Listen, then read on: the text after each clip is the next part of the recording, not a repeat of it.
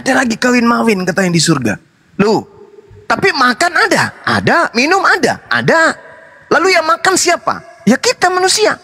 Kalau kita ini manusia yang makan, terus makanan kita ini mau kemana? Kalau di dalam tradisi Islam, keringat dia akan keluar menjadi keringat, menjadi uap yang harum. Nah, berarti kita manusia ini kan punya kelamin. Apakah kelamin kita hanya jadi aksesoris?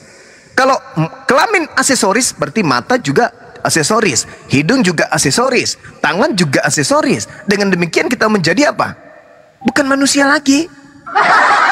Lalu mana surganya? Kalau surga itu tempat kebahagiaan, surga itu tempat kenikmatan, tempat indah.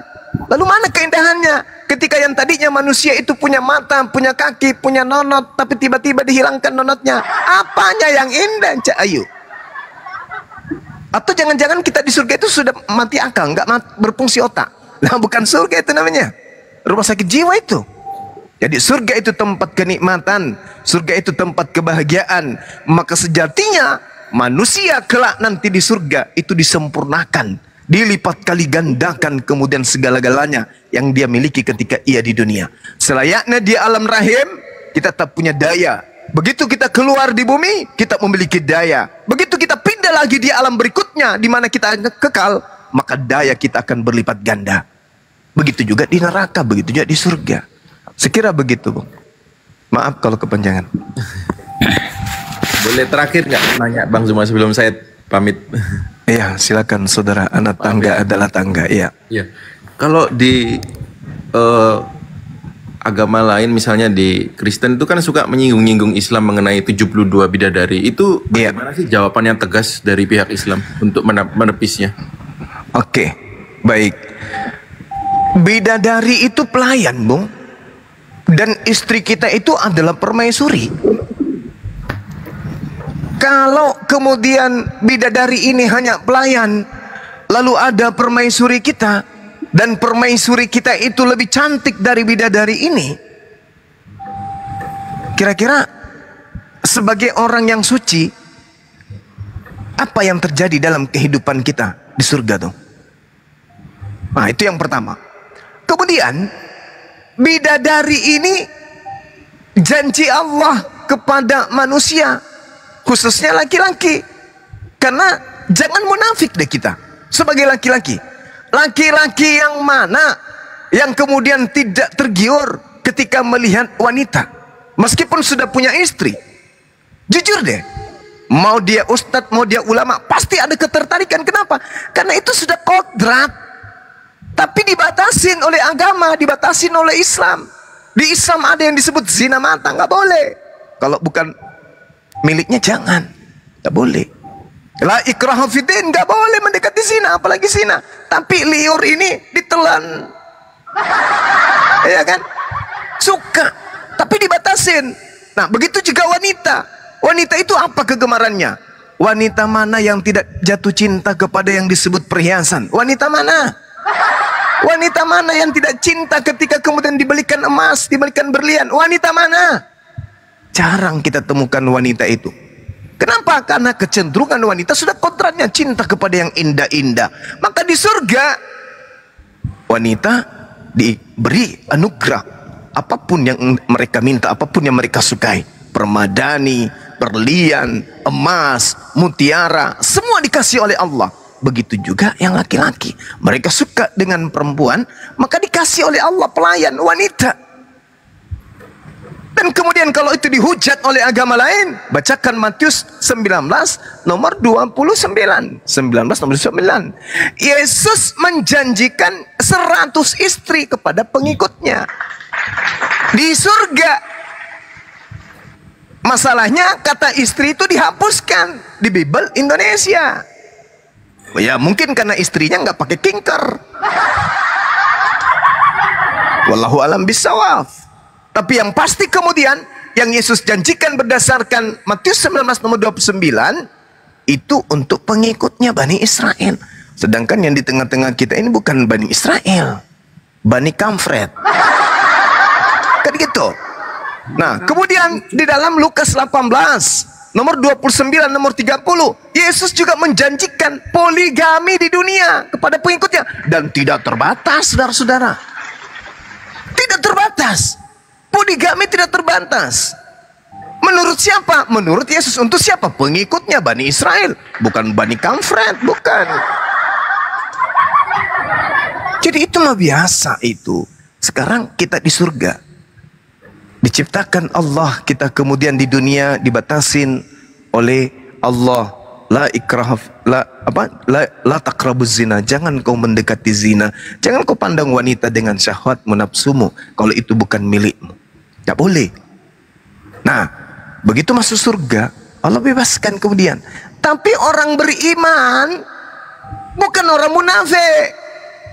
Kalau orang munafik, begitu dipanggil ibadah di masjid, Allahu Akbar, Allahu Akbar, La ilaha illallah. Oh, bergegas. Wudu, pakai baju yang bersih, masjid. Dia melangkah kiri kanan, kaki kiri, kaki kanan ke masjid. Apa dalam pikirannya? Bidadari, bidadari, bidadari, bidadari. Itu orang munafik itu. Itu munafik, nggak boleh kayak gitu. Jadi semata-mata kemudian ibadahnya itu karena Allah, bukan karena bidadari.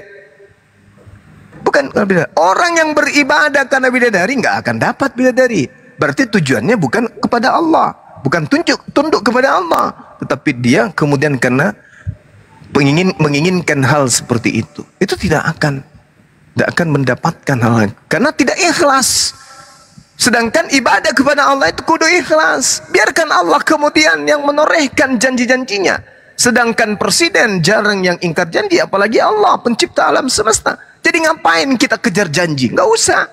Biarkan Allah yang menorehkan. Karena Allah itu maha adil, maha bijaksana. Gak mungkin kemudian Allah mengatakan, wahai hamba-hambaku, jika engkau taat beribadah kepada aku, maka aku akan membalaskan kemudian dengan memberikan misalnya 72 bidadari. Ya janji Allah. Tenang aja, laksanakan dengan ikhlas. Jangan pergi ibadah ke masjid. Alhamdulillah, Assalamualaikum warahmatullah, dapat bidadari. Oh, jangan mimpi. Nggak kayak gitu di Islam. Nggak boleh. Kalau begitu cara ibadahnya, maka bukan bidadari yang didapatkan, tapi bidadare. Saya kira begitu, Bang. Iya, Bang Zuma, berarti Ya. 72 bidadari itu sebatas melayani atau ada gimana? Kita bebas ngapain di sana gitu? Iya, melayani itu kan konotasinya konotasinya itu apakah itu adalah hal yang buruk? Tidak kan? Melayani kita di surga. Misalnya di surga itu kita ingin makan duren, baru bilang duriannya sudah datang. Baru bilang mau mandi, sudah tersedia kolam renangnya. Mau makan jambu monyet, baru bilang jambu, monyetnya sudah muncul duluan. Jadi mereka adalah pelayan kita di sana. Nah, apakah pantas kemudian di hadapan Allah kemudian kita melakukan sesuatu yang berlebihan? Contoh nih sahabatku, contoh kita berpikir secara logika. Seorang mandor mengumumkan kepada buruh, teman-teman sekalian, silakan Anda laksanakan semua aturan SOP yang ada di perusahaan kita. Di akhir bulan kelak, siapapun yang mencapai target telah disiapkan oleh direktur utama, siapapun itu akan diberikan 1 kontainer ikan goreng, 1 kontainer durian, 1 kontainer kambing panggang, 1 kontainer sapi, sate dan seterusnya. Ada yang menang tuh, dikasihlah semua itu. Apakah kemudian orang yang mendapatkan reward dari pimpinan direktur ini melahap habis itu 1 kontainer, pecah perutnya? Itu hanya menyemangati. Kenapa? Karena Al-Quran datang diwahyukan kepada bangsa jahiliyah. Bangsa jahiliyah yang gemar kemudian melakukan maksiat terhadap wanita. Sehingga Allah menjanjikan kepada mereka, tinggalkan itu persinahan. Tinggalkan. Ada janji yang Allah berikan dan seterusnya dan seterusnya. Seperti itu kan kecenderungan kita di atas muka bumi ini kan gitu. Bahkan di antara kita kan ada yang sudah kebablasan, sudah dikasih wanita masih cari lubang kuping. Kan adanya yang kayak gitu-gitu. Saking apa? Saking hebatnya ciptaan Tuhan itu berupa laki-laki. Biar daun pintu kalau ada lubangnya juga. Tanya aja Pak Bom, pengalamannya itu kayak gitu-gitu. Saking hebatnya tuh laki-laki tuh. Ya, dia perjuangkan demi untuk mendapatkan itu. Apapun demi untuk mendapatkan pasangan. Untuk apa? Untuk itu. Untuk apa? Tanya Kian Santang. Ngerti dia. Nah itu dia masalahnya Bung. Jadi Allah itu tahu bagaimana hasrat dan keinginan ciptaannya. Dia menciptakan kita berarti Allah tahu keadaan kita. Maka Allah menyiapkan hal-hal yang kita sukai. Seperti itu Bung. Baik Bang Zuma, terima kasih banyak. Iya. Sama-sama. Nanya lagi terakhir boleh ya Bang? Boleh. Anak tangga adalah tangga. Iya, silakan. Kenapa Tuhan itu saat membuat gunung dia bisa sendiri, tapi ketika mencabut nyawa manusia harus melalui malaikat, harus menggunakan jasa malaikat gitu. Kenapa seperti itu? Iya. Jadi di dalam Al-Quran dikatakan begini. Allah tidak ditanyai, tetapi kitalah manusia ini yang ditanyai apa yang kita kerjakan. Allah kemudian tidak ditanya apa yang diperbuat. Dia menjadikan apapun itu adalah kehendak Allah. La yus'al amma yaf'al wa hum yus'alun, kata Allah. Allah tidak ditanya tentang apa yang dikerjakan beliau, dirinya, hakikatnya. Tetapi merekalah makhluk yang akan ditanya. Apa yang kamu lakukan setelah aku menciptakan kamu? Apa yang kamu lakukan setelah hidup kuberikan kepadamu? Kita yang ditanya. Bukan kita yang bertanya, kenapa Allah menciptakan ini? Kenapa Allah bukan seperti itu. Yang sekarang ini kita sibuk malah mencari kenapa Tuhan itu begini? Kenapa Tuhan itu seperti ini? Kenapa cuman sibuk seperti itu? Kenapa kita nggak sibuk? Bagaimana cara saya mengabdi kepada yang telah mengadakan saya? Kenapa nggak sibuk itu untuk memperbaiki diri, untuk mengabdi kepada yang menciptakan? Toh kita ini sudah ada. Kita sudah dikasih tangan, sudah dikasih kepala dan semuanya. Artinya tugas kita sekarang adalah mencari pencipta kita untuk kita berucap terima kasih. Contoh nih Bang, contoh nih. Anda tiba-tiba di teras rumah ada datang kurir, tok tok tok tok tok, selamat pagi anak tangga. Ya pagi, ini Pak ada bingkisan. Oh bingkisan dari mana? Nggak tahu Pak. Ya udah makasih. Nah di situ bingkisannya 10 kilo beratnya, ini mahal-mahal ini. Bayar berapa ini Pak? Nggak ada, sudah dibayar Pak. Anda buka kemudian bawa masuk. Jangan-jangan apa ini ya? Jangan-jangan ini mesin atau apa? Begitu Anda buka, benar-benar emas murni, emas batangan.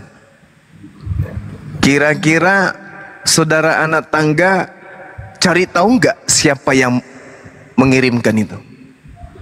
Cari tahu dong. Cari tahu. Penasaran kan? Penasaran. Iya penasaran. Nah, apakah abangku ini tidak pernah berpikir emas batangan yang ada ketika kemudian saudara berada di tengah laut seorang diri dengan menggunakan hanya papan di tengah laut, lihat ke timur tak ada daratan, ke barat tak ada daratan, selatan tak ada daratan, utara tak ada daratan, ombak begitu besar, hanya di atas papan selembar. Kemudian ada yang menawarin, saudara anak tangga, ini Anda sudah 1 minggu terapung di atas lautan, tak ada air minum kecuali Anda minum air asin sekali-kali. Tak ada makanan kecuali Anda menghabiskan kain celana lepis yang Anda makan sekali-kali. Apakah Anda mau emas 100 kilo atau air 1 gelas? Kira-kira anak tangga pilih mana? Air 1 gelas Bang. La haula wala quwata illa billah. Harta itu tak ada artinya dibandingkan kehidupan. Apa? Kenapa kita minta kemudian air segelas dibandingkan emas batangan 100 kilo? Karena kehidupan ini begitu mahal harganya. Dan tidak ada bisa kita jual beli di mana itu kehidupan. Ketika ajal kita tinggal 5 hari, 5 minggu, 5 tahun. Tak ada kemudian yang mampu untuk menjual kehidupan ini agar waktu ini bisa bertambah. Tak ada. Artinya apa? Kalau emas ini tadi datang tanpa kita kira dan tanpa kita tahu siapa yang mengirim, lalu kenapa kita nggak pernah mikir siapa yang memberikan tangan ini, siapa yang memberikan kemudian mata ini, siapa yang memberikan jari-jari kaki ini yang kita gunakan untuk cari nafkah, menghidupi diri kita, anak-anak kita. Hanya sibuk kemudian habiskan hari demi hari demi hari. Kenapa nggak kita mikir apa yang harus aku lakukan? Seperti umat Islam seperti tadi, saya belum selesai. Umat Islam itu dipanggil Allahu Akbar, Bismillahirrahmanirrahim, Alhamdulillahi Rabbil Alamin, Ar-Rahmanirrahim, Maliki Yaumiddin. Umat Islam ketika berada pada konsep ibadah, umat Islam tidak diajak untuk membentuk karikatur Tuhannya. Alhamdulillahi Rabbil Alamin, segala puji bagi Allah, Tuhan semesta alam. Nah, Tuhan itu maha mendengar, Tuhan itu maha melihat. Maka Tuhan tidak perlu kita tampilkan, oh Tuhan itu bentuknya begini, matanya dua, kakinya dua, disunat pada hari ke-8. Enggak perlu, itu pagan. Kenapa? Karena Tuhan itu maha melihat, maha mendengar. Jadi cukup diseru, wahai Tuhanku yang maha melihat, maka Tuhan pasti melihat. Tapi kalau yang lain dipanggil, wahai Tuhan bla bla bla, dengar gak dia? Contoh misalnya dipanggil Yesus, kira-kira Yesus dengar nggak? Ya enggak lah, namanya orang manusia kok. Tapi kalau pencipta alam semesta yang dipanggil, maka dia akan kemudian melihat, mendengar, karena Allah maha melihat, maha mendengar. Jadi kita jangan bertanya, kenapa Allah kemudian menciptakan malaikat untuk mengurus ini bla bla bla dan seterusnya. Satu, Allah itu maha adil. Ketika nanti Allah menghakimi manusia, malaikat jadi saksi. Oh iya, ini catatannya, ini kemudian ini melakukan itu melakukan ini dan seterusnya. Malaikat memperlihatkan itu semua. Makanya di padang mahsyar nanti kita akan dikumpul, dipanggillah satu-satu ke depan. Ini loh usia kamu dari 1 hari, 2 hari, 3 hari, dipertontonkan semua apapun yang kita lakukan. Apapun yang kita lakukan dipertontonkan oleh Allah, dilihat oleh semua manusia. Maka orang ini pantas masuk ke neraka karena kita saksikan. Oh, si bom-bom ini ternyata dalam kehidupannya dia menyembah kepada anak orang. Pantas tidak masuk neraka? Qadir Abdul Jalil mengatakan pantas masuk ke neraka. Tak ada yang dizalimi. Begitu juga yang lain.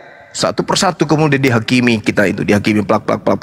Jadi kalau ada orang berpura-pura beriman, pura-pura penampilannya dan seterusnya, pura-pura ngaku-ngaku anak Tuhan lah, ngaku-ngaku orang dipilih lah, aduh bullshit itu semua. Gak ada yang kayak gitu-gitu, gak ada.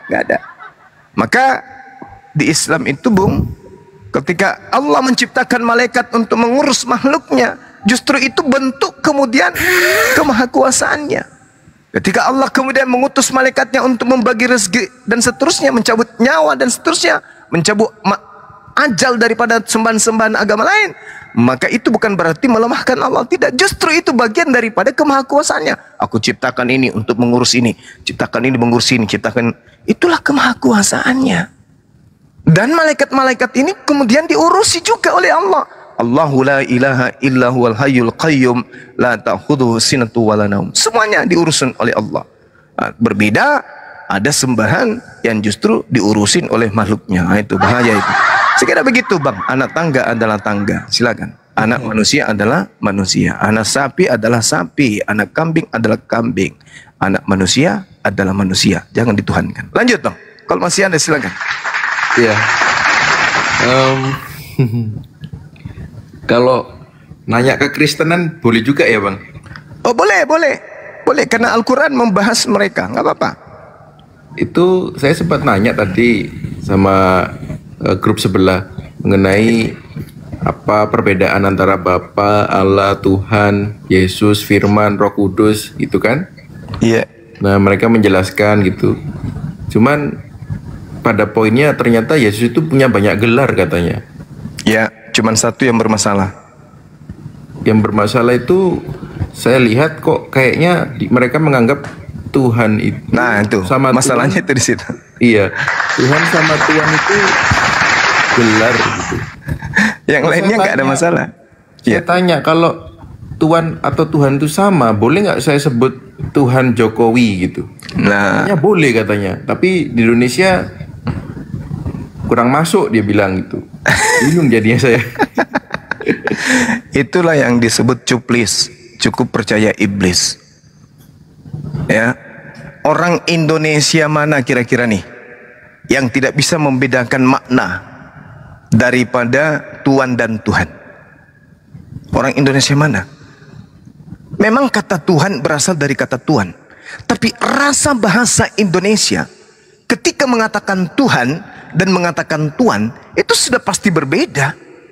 Tuhan bisa jadi dia itu adalah Tuhan, tapi Tuhan tidak bisa kemudian dianggap sebagai Tuhan.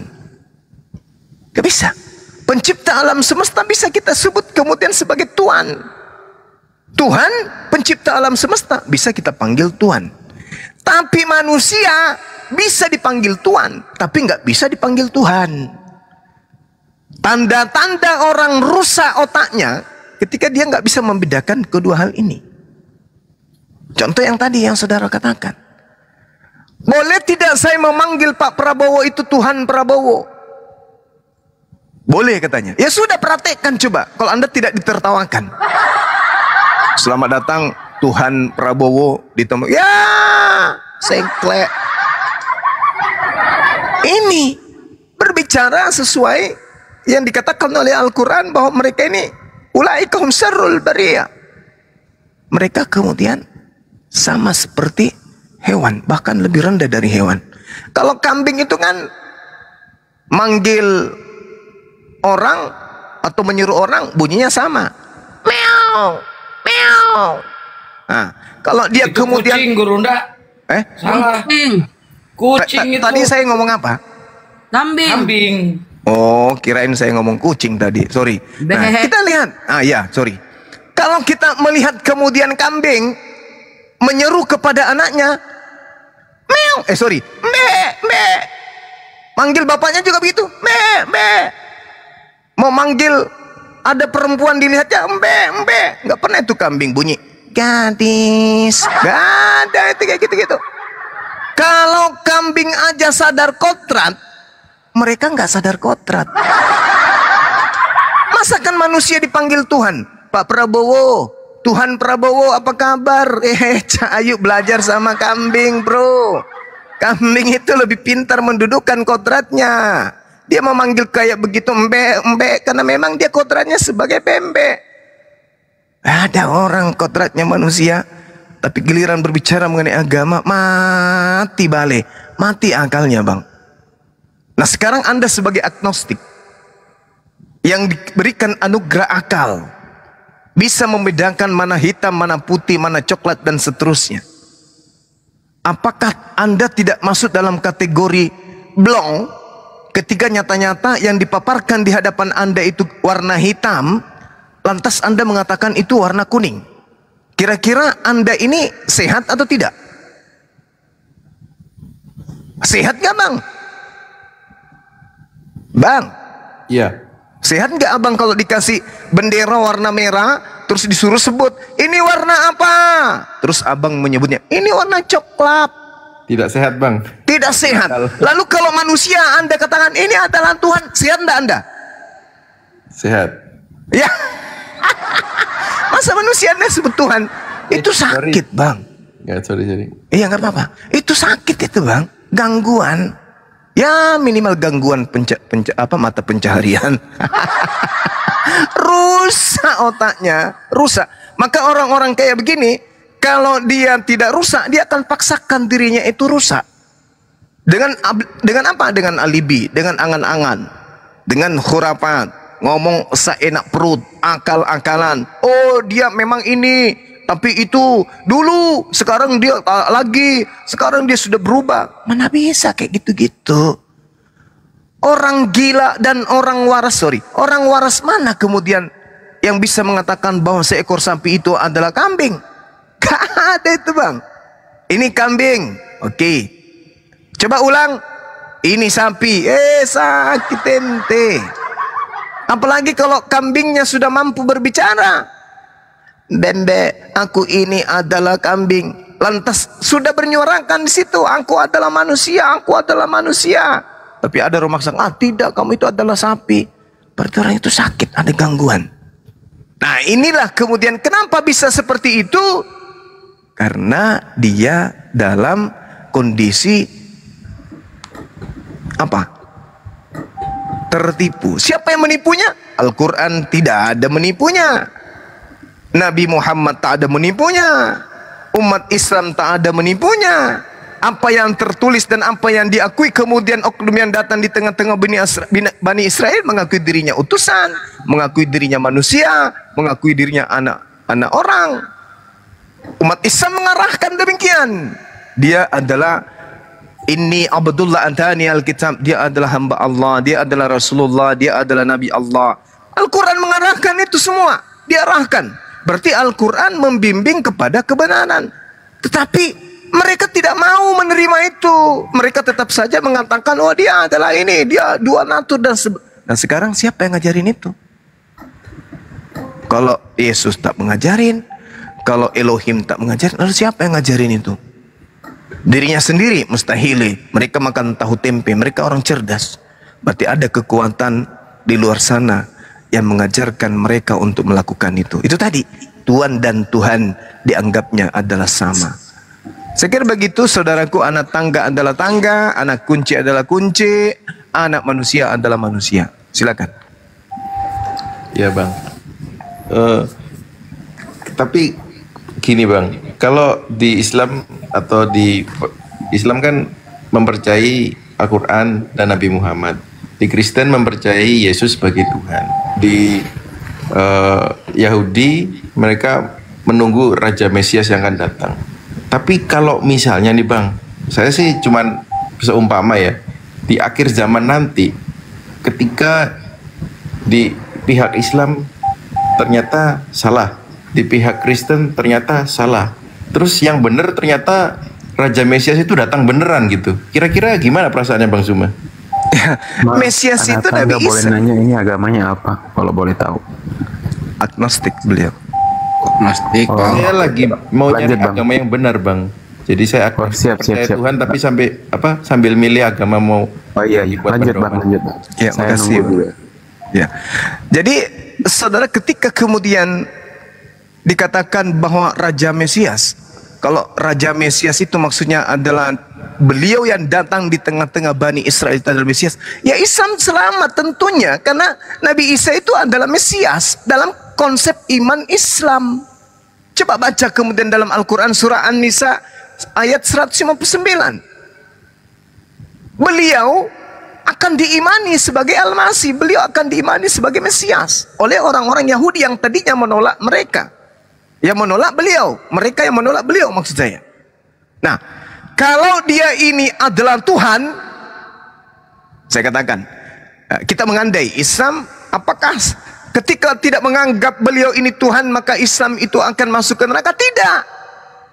Tidak ada alasan. Kenapa? Karena pada saat dia datang ke atas muka bumi di tengah-tengah Bani Israel, satu, dia tidak pernah mengatakan dirinya adalah pencipta. Dia tidak pernah mengajarkan dirinya untuk disembah. Dia tidak pernah mengakui dirinya lah yang kemudian yang disebut Khalik, yang berkuasa atas segala sesuatu. Tidak pernah. Jadi ketika kami diadili, kenapa ente tidak menuhankan? Loh, kenapa kami tidak menuhankan? Nah, kamu sendiri pada saat di bumi bertuhan. Kami masih waras bro. Ngapain kami menuhankan ente lah, ente juga itu menuhankan. Mana dalilnya? Ada bro. Yohanes 4 nomor 22. Ente menyembah kan? Yes. Lalu salah ndak kami ketika kami tidak menuhankan ente? Ente sendiri yang mengatakan pencipta langit dan bumi tidak serupa dengan makhluk, tidak pernah dilihat, tidak pernah didengarkan. Ayo. Maka apa yang terjadi kalau ternyata beliau itu adalah Tuhan? Ini kita mengada-andai. Maka dia satu-satunya Tuhan yang akan kami demo dan kami minta kepada Tuhan yang benar untuk lemparkan ke neraka. Lalu pada saat dia datang ke bumi, dia tidak mengaku Tuhan, dan malah dia tampil sebagai bayi, nonotnya dipotong, kemudian netek di ibunya. Mana ada Tuhan kayak begitu? Malah kalau benar-benar dia Tuhan, kita demo dia.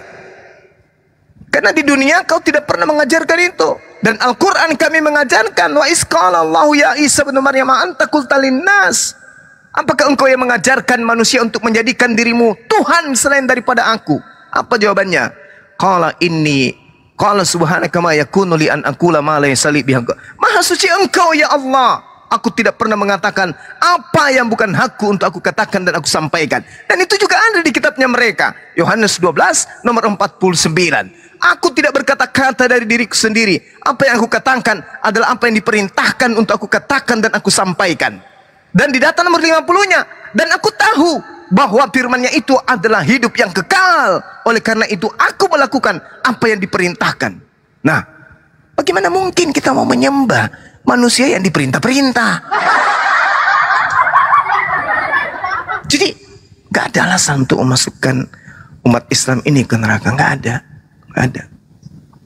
Bahkan kalau kita lihat dalam Matius 7 nomor 22 sampai 23, banyak orang akan memanggil aku Tuhan, Tuhan, bukankah kami telah bernubuat, mengusir setan, bermujizat pakai namamu?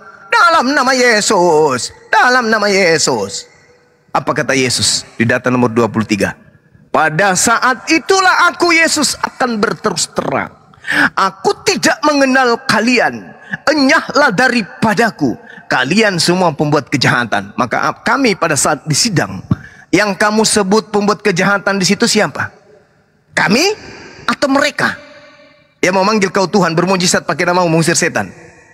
Apa jawabannya? Ya kau kan udah tahu yang tertulis kayak gitu bro, ngapain kau nanya? Ya sudah. Berarti yang diusir karena dianggap pelaku kejahatan ya mereka. Di kitab mereka tak akan pernah tersentuh sedikit pun tentang Islam, bahwa disebut Islam itu sesat, tidak akan pernah. Bahkan Yesus mengatakan dalam Yohanes 14, Islam kutinggalkan untuk kalian, damai sejahtera untuk kalian. Bahkan Yeremia 29 nomor 11, aku tahu rancangan-rancanganku tentang kalian, yaitu rancangan damai sejahtera. Dalam bahasa Ibrani Salom, dalam bahasa Arabnya Salama atau Islam. Berarti Allah sudah merancang Islam ini, damai sejahtera Islam ini. Nah, Kristen kapan dirancang? Alap. Ya, Bang. Gitu, Bang. Bang, kalau Assalamualaikum. ya, terakhir Waalaikum. saya mau pamit habis ini mau tidur. Tapi bagus sekali semua jawabannya terjawab, Bang. Saya percaya kok. Ya, silakan. Saya mau tanya yang terakhir ini, Bang. Oke. Orang Yahudi tidak percaya dengan kedatangan Yesus. Pertanyaannya, apakah orang Yahudi percaya dengan kedatangan Nabi Muhammad? Oke, baik. Jadi gini, orang Yahudi tidak percaya kepada kedatangan Yesus. Tidak percaya. Mereka menolak, hanya sebagian kecil kemudian menerima. Tapi orang Yahudi apakah kemudian percaya kepada firman Tuhan yang datang kepada mereka melalui Nabi Musa? Itu dulu. Itu dulu. Kalau percaya, berarti Tuhan tidak murka pada mereka. Faktanya mereka dikenal sebagai bangsa tegar tengkuk. Oleh siapa? Oleh kitab mereka sendiri. Kalau mereka percaya kepada Nabi Musa, berarti mereka masih memiliki kitabnya Nabi Musa. Mana kitabnya Nabi Musa? Ada yang bisa menunjukkan? Kalau ada, dengan tradisi apa kemudian dipertahankan dari sejak 1400 tahun sebelum Masehi sampai tahun 2000 Masehi? 4000 kurang lebih tahun itu diapakan kitabnya Musa untuk dipegang? Dihafalkan atau kayak mana? Atau sudah ada mesin fotokopi masa itu? Kan nggak ada. Itu yang pertama. Kemudian apakah mereka kemudian percaya? Sebagian besar, sekali lagi, sebagian besar dari rabi-rabi mereka itu percaya baginda Rasulullah Muhammad SAW itu adalah Nabi, dan Tuhan yang berfirman kepada Rasulullah Muhammad SAW juga adalah Tuhan yang disembah oleh nenek kakek mereka Abraham, Ishak dan Yakub. Faktanya antara Islam dan Yahudi tidak pernah ribut tentang kenabian Rasulullah. Orang Islam dan orang Yahudi tidak pernah ribut tentang Nabi Ismail dan juga Nabi Ishak. Orang Islam dan orang Yahudi tidak pernah ribut tentang Tuhan. Umat Islam dan orang Yahudi tidak pernah ribut tentang kitab suci. Tetapi ketika orang Yahudi dengan orang Kristen, sudahlah, aku tak mau lagi membahasnya. Kasihan. Kecian. Sekira begitu, Bang. Bukti akuratnya, orang Yahudi ketika mereka ingin melakukan tefilah atau salat atau ibadah, mereka sujud kepada Tuhan, mereka tidak mendapatkan sinagoge, dan mereka mendapatkan masjid atau mendapatkan musalla, mereka masuk ke dalam masjid untuk menyembah kepada yang mereka sebut Hashem, tapi tidak akan pernah masuk ke dalam gereja. Teman saya ikutanya, kenapa akhi? Kenapa anda tidak mau masuk ke gereja? Apa kata mereka? Gereja itu tempat penyembahan berhala, sedangkan sedangkan masjid adalah tempat penyembahan Tuhan pencipta alam semesta. Seperti itu, Bang.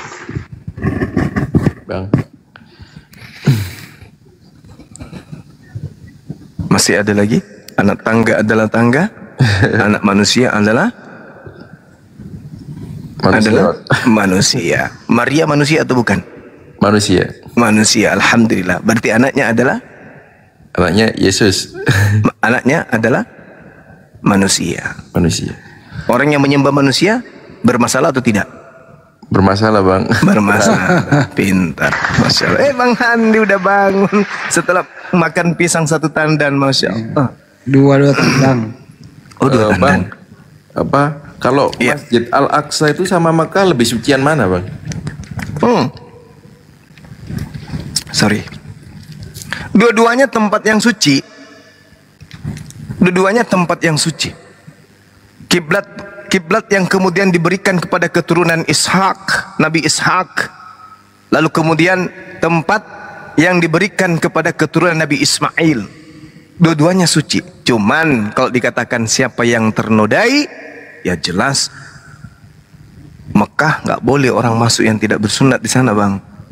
Sedangkan kalau di sana di Masjidil Aqsa kita lihat keluar masuk orang kan, ada yang diludahin dan seterusnya. Padahal sudah Tuhan canangkan tidak boleh memasukkan orang-orang yang tidak bersunat ke rumah suci. Di dalam Yesaya 52 nomor 1, orang-orang yang tidak bersunat tidak boleh masuk ke dalam kota Yerusalem. Yehezkiel 44 nomor 9, orang-orang yang tidak bersunat tidak boleh masuk ke dalam bait suci, termasuk Masjidil Aqsa. Tapi sekarang kan orang-orang yang kemudian masuk itu, meskipun mereka harus menanggung diludahi, mereka percaya diri masuk ke sana. Berarti ya sudah ternoda kan. Nah, kalau di Tanah Suci Mekah, alhamdulillah, sampai sekarang itu nggak boleh.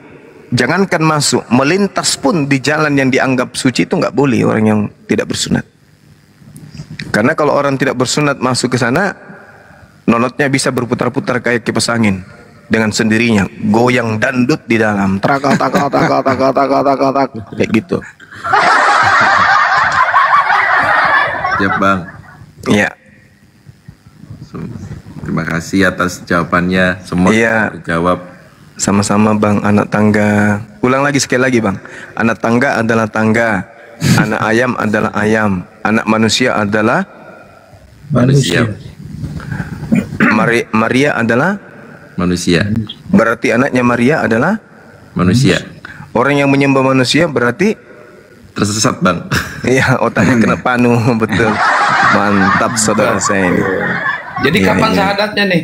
Jangan lagi. Saya rencana syahadat mungkin di pertemuan yang kedua. Allahu Akbar, takbir. Masya Allah. Subhanallah. Insyaallah. Anak tangga sebelum Anda agnostik, sebelumnya dari agama mana, Bang? Jadi agnostik itu artinya kan percaya sama Tuhan. Namun untuk agamanya sendiri masih bingung karena sudah mencobai satu-satu tapi kurang puas gitu. Makanya ya, maksud saya latar belakangnya dari mana dulu, Bang? Kalau secara lahiriah saya Islam. Masya Allah. Allahu Akbar. Ya, sama yang lain. Orang manusia dalam keadaan Muslim semua. Saya secara fitrah Islam. Iya, Dulu, iya. Bang. Bang Juma. Iya. Ntar dulu, Bang. Setelah dewasa, Bang, KTP-nya apa sekarang?